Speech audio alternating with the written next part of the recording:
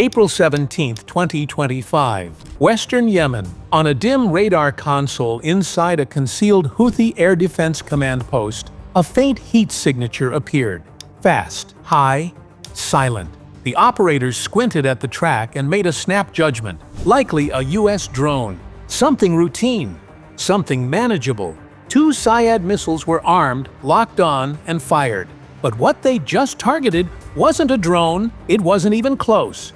It was a B-2 Spirit, the U.S. Air Force's stealth spear, designed to disappear before it's ever detected. A flying wing shrouded in radar-absorbing angles and materials, invisible to all but the most advanced sensors. The missiles arced skyward, but the B-2 was already gone. Not shot down, not damaged. Just gone. A ghost in the clouds.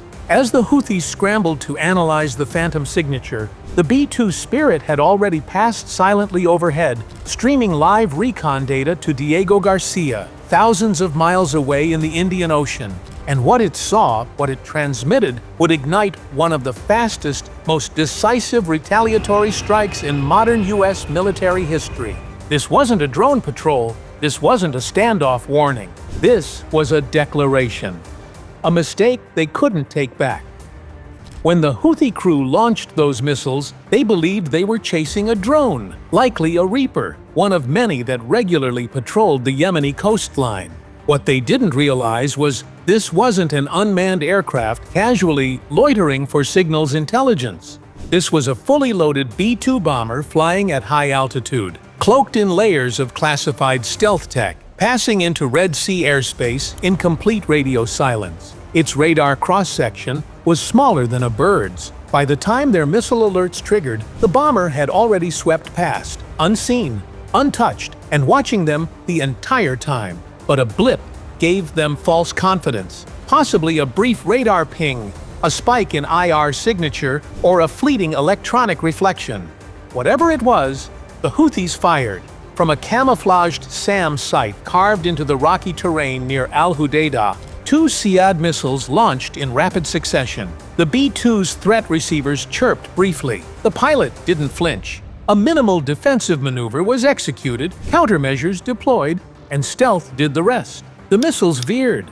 No detonation, no impact, just nothing. But the B-2 had seen everything. It had recorded the exact IR signatures, launch vectors, and most critically, the precise coordinates of the SAM site. In Diego Garcia, that data was instantly parsed, flagged, and mapped. It wasn't a lone launcher. This was part of a mobile-hardened air defense grid, and U.S. analysts were already drawing its contours in real time.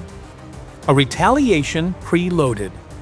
Normally, the B-2 would return to base, upload its data, and let strategic planners work out a response. Not tonight. Tonight, the Spirit was locked and loaded, carrying GBU-57 bunker busters, JDAMs optimized for subterranean targets, and the full weight of a strike doctrine that had already moved from observation to execution. Command didn't hesitate. The attempted attack on the B-2 was interpreted as a direct strike on U.S. military capability, and it demanded a response. But not the kind that announces itself, not the kind that makes headlines. A B-2's retaliation is quiet, surgical, and final. At altitude, veiled by cloud cover and the curvature of the Earth, the Spirit veered southward by only a few degrees. That small course correction placed it squarely over the now exposed Houthi site. Coordinates were uploaded. Bombs were armed. Without warning, the first pair of JDAMs dropped. They fell in silence. Mid-flight corrections brought them within a meter of their target. A camouflaged equipment hub hidden behind a rock face bunker. Impact, fire. Secondary detonations lit the ridge like sunrise. But that was just the first strike. Moments later, 2 more bombs followed. These 5,000-pound bunker busters designed to penetrate and collapse underground shelters. Intelligence had flagged the site as likely housing munitions or command personnel. From the first missile launch to the final bomb detonation, under 15 minutes. The site was vaporized, and the B-2, already gone, climbing, silent, westbound, mission complete. Ghost War. The B-2's purpose wasn't symbolic, it was strategic. This wasn't an airframe built for frontline shows of force. It's a scalpel, a lever, a weapon of policy. And on April 17, 2025, it did what it was built to do. Even after decades of radar advancements, counter-stealth systems, and jamming tech, the Spirit still operated like a ghost, which made the Houthi decision to fire at it not just dangerous, but catastrophic. Because what they didn't realize is that when you fire at a B-2 and miss, it doesn't just vanish, it marks you. The Spirit didn't just carry bombs that night, it carried sensors, scanners, mappers, real-time feeds that painted a thermal, geographic, and electronic picture of every node it passed. It passed that picture on to Diego Garcia, and Diego Garcia passed it on to the Joint Operations Center. And just like that, the storm began. The 6-minute response. Super Hornets armed with JDAM-38s and HARMs launched from the Truman Carrier Group. Target 1, the very SAM battery that fired the original Syad missiles. From high altitude, the Super Hornets released precision ordnance. Bombs screamed through layers of concrete and camouflage. A fireball bloomed. A secondary explosion confirmed hidden munitions. Target 2, a buried comms node 2 kilometers south. The B-2 had flagged it earlier. It had been dormant until that moment. 1 GBU punch, and it was erased. Meanwhile, strike fighters diverted to Ras Isa, the port facility Houthis believed was untouchable. Too civilian, too public, too risky.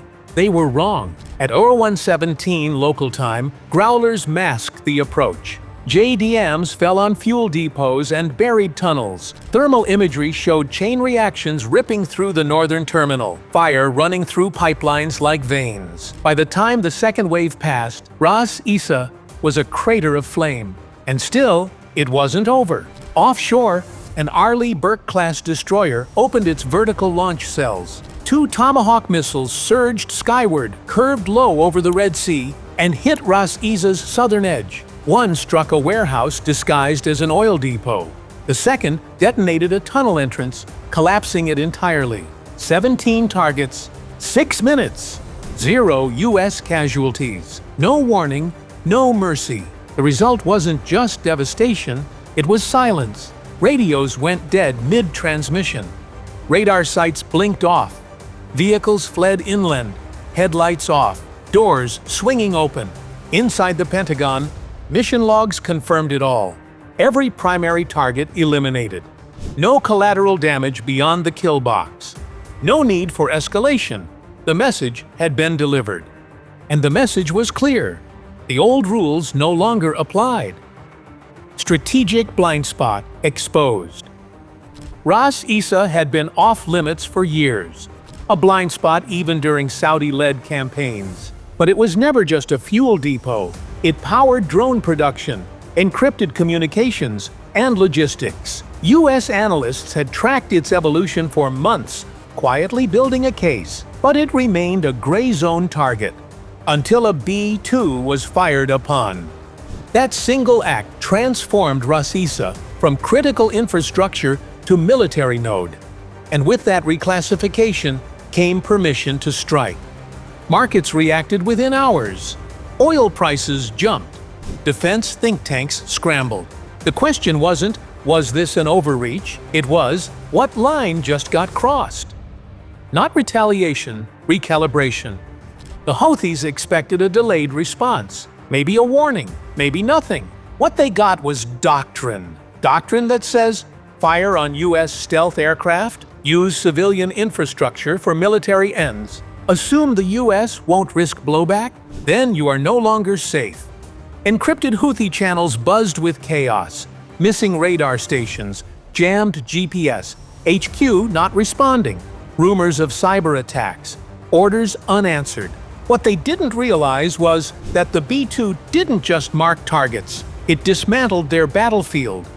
Key relays, gone.